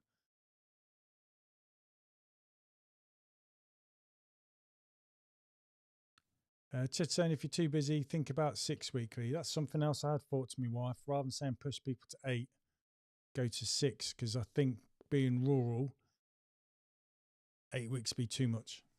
And I think some people are all right for 6 weekly, so you could bump the price up a little bit to reflect the 6 weekly, so it's not as much as, say, going to an 8 weeker. And then if everyone's on 6 weeks, hopefully that'll free up some spots that way. But obviously for me, I'll have to adjust the ones that are underpriced, put everyone up onto 6 weeks, but sell it in a way where I point out the benefits per year, it's costing them less. And they're getting 6 weeks, they might go for it. You know what I mean? 8 weeks is too much. And then it's a bit of a win-win that way. That is something to think about. I suppose the only way is ask all my customers, do a poll or something and see who'd be happy. It's just some people are stuck in a way, aren't they? It's every 4 weeks, it's what they want because that's what they're used to from days of old. Dawn saying 8 weekly, if you get behind, can be stressful. Yeah, like what I was saying, they'll turn into like 10 or 12 weeks.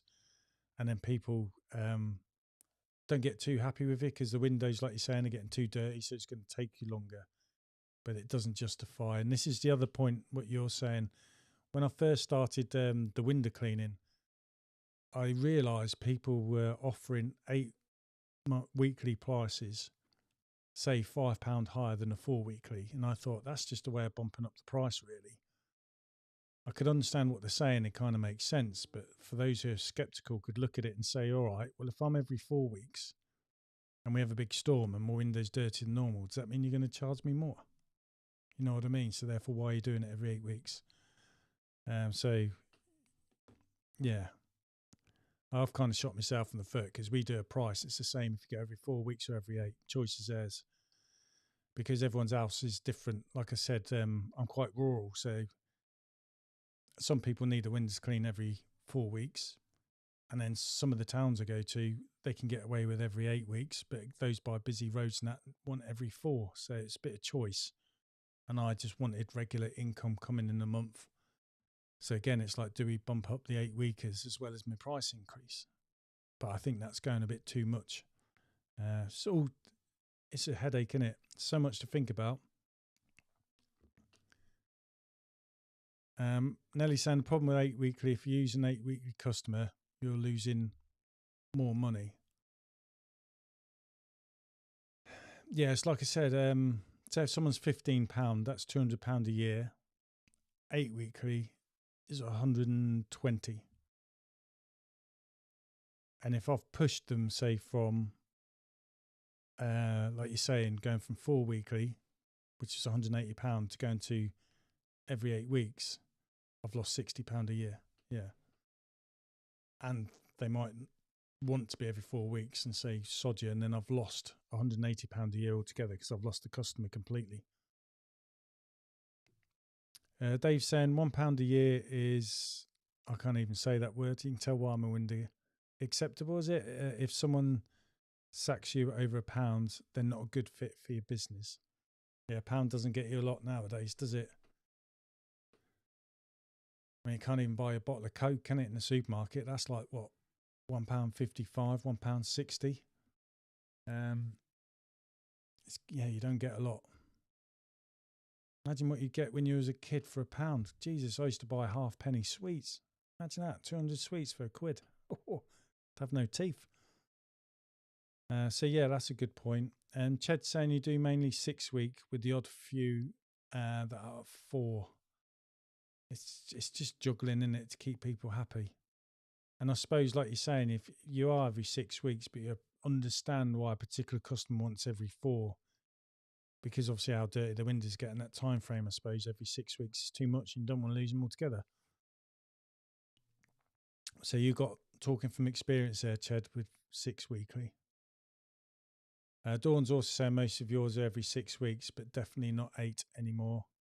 And Paul's saying you do 8 weekly and charge 50% more than a 4 weekly price. Yeah, unfortunately, I didn't do that because of what I said and the way my mind was thinking. And I was desperate to get customers because I kind of left the military. So I needed to make it work, if you get what I mean. And I've just kept it that way. Or 4 weekly. So you do every 8 weeks, yeah, every 4, but charge more for an 8 weeker. Thing is, if you do that to start with, it works, doesn't it? And people understand it. Sorry, just going back to that comment, yeah. And then Ched saying, ultimately, you want the most income for the least work, yep. And finding the price that people will tolerate. New customers are a good way to try higher prices. Because like you say, you've already got a set amount of work there, so you've got nothing to lose. Trying it on with a new customer, your pricing structure, what you feel it should be, to see how it goes down, I suppose. Which does make sense, mate. Have I got any more? Yeah, I've got one more point. Yeah, so better or worse off. What was I putting on there? Yeah, so but I've already covered it. So like if I move the customer to every 8 weeks, I'm going to be worse off because I'm making more money every month.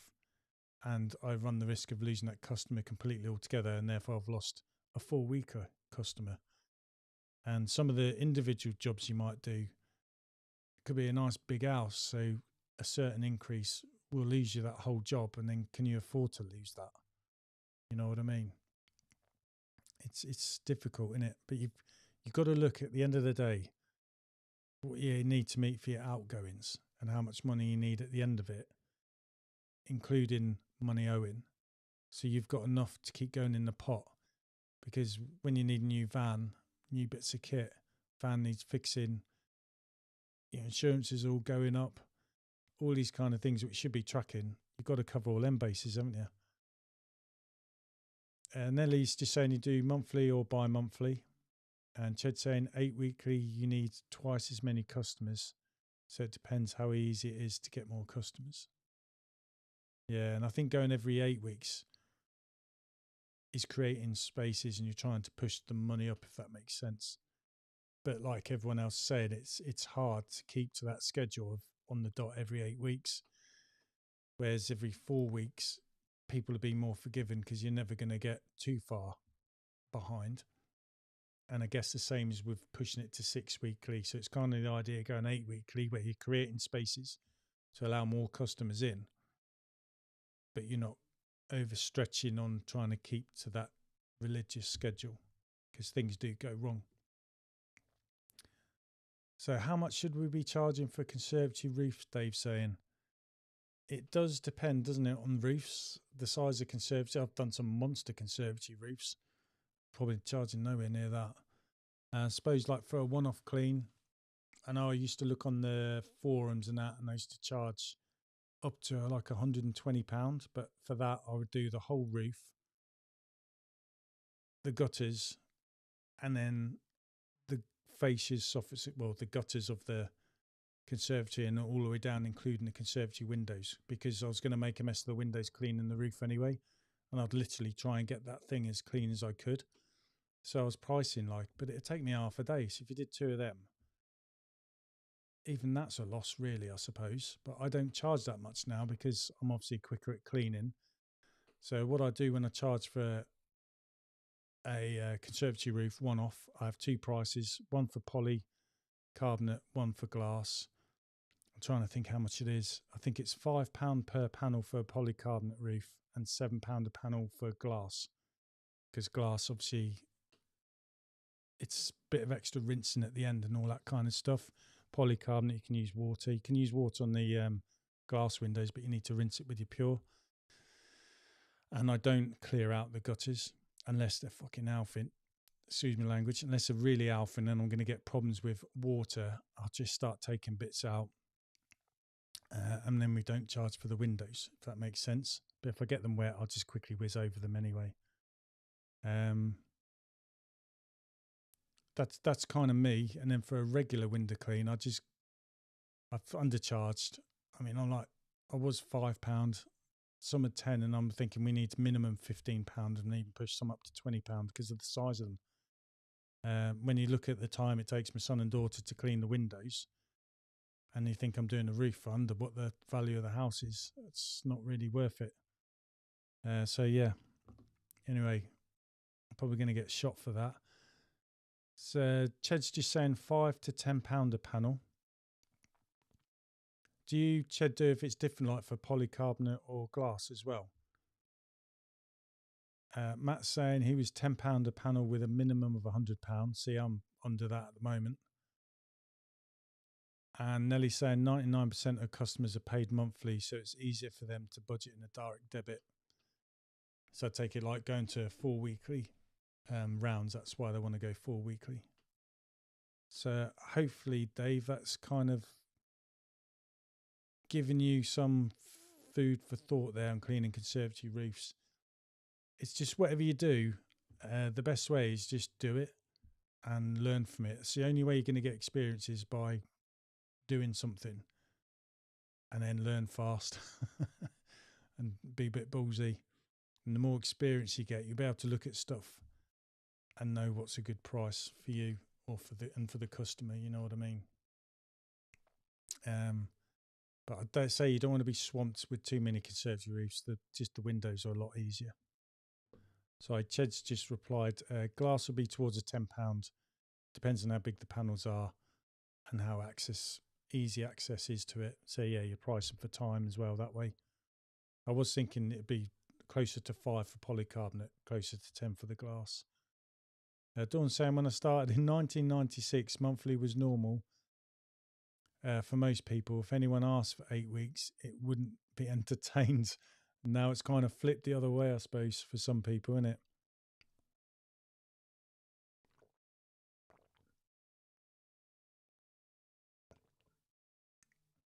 Excuse me.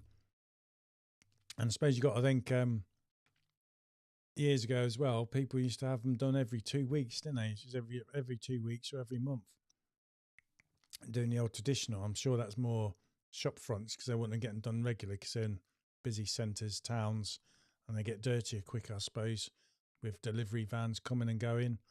It's like a wind tunnel down there, and it's important for them to have it looking spick and span. So it was easy to get it cleaned every 2 weeks. And I suppose the window cleaners then found it easier to clean it if it was cleaned every 2 weeks. It didn't require so much work, so they could fit it in, if you get what I mean, to get the money they need. Nelly's saying we're £12 a panel on Connie roofs and £10 for window cleaning customers. So if they're a window cleaning customer, they get a discount basically. Yeah. Maybe I've even got to price up the big conservatory cleans. The thing is though, some roof cleans you go to on the conservatory roofs, they're really bad in green, and other ones they're not that bad, if you get what I mean. So I just felt bad at charging a high price. I'd drop it a bit lower and try and base it on the time I think it would take me to do it for about £30 an hour, or just by myself, sort of thing. Like I say, you get these big houses. Sometimes your prices just seem that's just shocking the eye. You probably get it as well, but if it feels wrong, it's wrong. You know what I mean? And you'll learn like I'm learning, which is why I'm doing these price increases.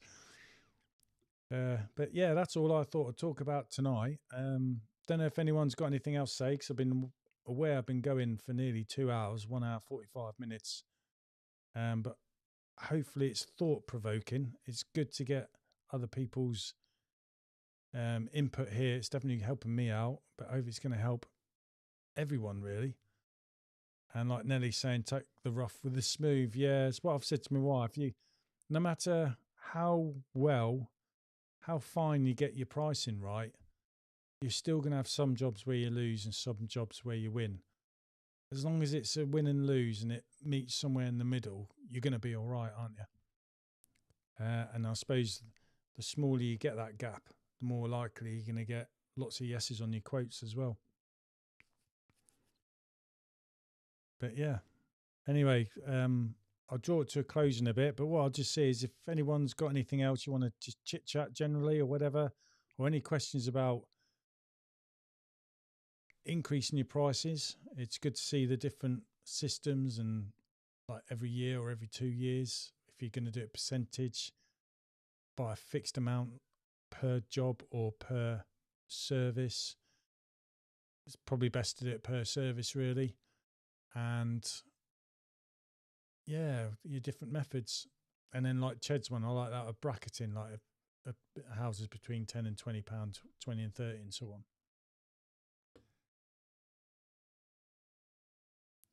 You're like me, Rob, poor man's mentality, feel guilty for asking for a fair price. Yeah, I guess we're all like that as well. I don't know where I get it on, why, but it's good to have a good name, isn't it? Everyone sort of like recommends you. You get loads of recommendations. It's all word of mouth. Obviously, if you're cheap as chips, but if it's too cheap, no one's gonna. No, I mean they're gonna think why, sort of thing. Sorry, Nellie's saying you should do a live meeting on YouTube. I'll have to look into that. I use a software called Ecamm. I know I can invite guests in, but I think it's only a certain amount. Saw Matt when we did our little live together. But I know I can integrate Zoom through Ecamm as well. So that's something we could do. So what you're thinking then, like everyone on here, rather than being in the chat, we could all be talking to each other in a live video, so to speak, but using Zoom. Is that sort of like what you mean, mate? Is it? Be interesting, wouldn't it, if everyone's up for it? Because, you know, some people don't like being on camera, do they? It's like my wife. If I've got the camera, she starts running to different rooms. It's easy to give her the camera and then she can hide behind it. Be a good thought. Yeah, Nelly, just ping us a message later, mate, if you want. And anyone else, if you think. In fact, what I'll do is I'll do a poll on the community post in regards with this idea of doing a Zoom live meeting on YouTube amongst us all, I suppose, where we could just chat. Oh, OBS software. Yeah, I've seen that, mate. I know I can do Zoom. I can use Zoom through Ecamm. I'll just have to look it up, but I know you can. Because using Ecamm, you can put like backgrounds up behind you, so you can put that in your Zoom meetings and things like that, graphics, which you can't do on Zoom, but you can do it on Ecamm. So I think I can use Ecamm, but on Zoom. I'll have to look it up. I'll look out for OBS as well, mate. It'll be something new for me to learn and tear my hair out of. But yeah, I'll do a poll.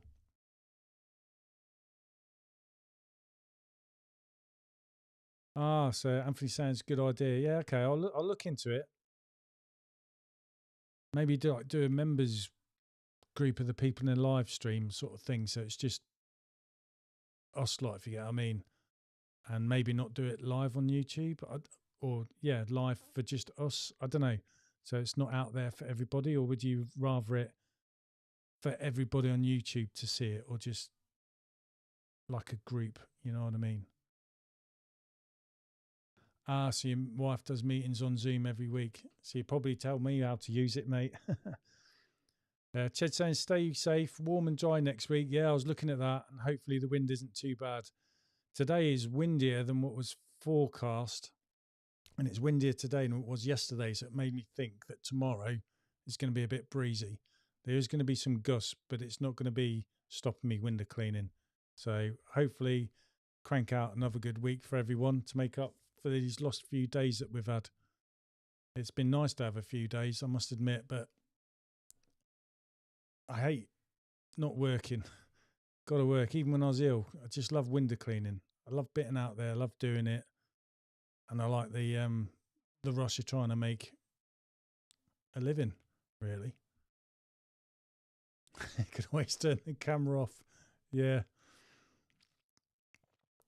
I'll come up with some ideas and I'll put some polls out there, and we'll sort something out. So even if it's just members, just us chatting around rather than everyone on. Could start it off that way till everyone's confident enough, and then we could all just do it live, I suppose. Cheers, Dave. Yeah, no, it sounds like everyone's up for the idea, jumping on a live chat as opposed to just texting, I suppose. Makes more sense, doesn't it? Right, I'll look into all that lot. Leave it with me. Tomorrow I'm going to try and do a video. You have a bit of tape for your camera. Sticking it on the wall sort of thing. I'm going to try and do another day in a life video tomorrow, and hopefully I'll edit it and get it ready to upload so I could put it out on Wednesday. That's what I'm going to try and do. Yeah, WhatsApp group shouldn't be a bad idea if everyone likes that. I was thinking Discord, but that's all new to me. Maybe a WhatsApp group would be better. I'll put another poll out for everyone's feelings on that. And it's just be a place where everyone can, because you'll know each other hopefully through here, and just, yeah, it's another support little network, help each other out, isn't it, really? That's all it's all about, isn't it? No worries, Nelly. Right, I'm going to leave it there, everyone. If I can find the right button, I'll call it a night. Thanks for joining me for so long as well. I know it's using your time as well, so I appreciate that. And everyone have a good week.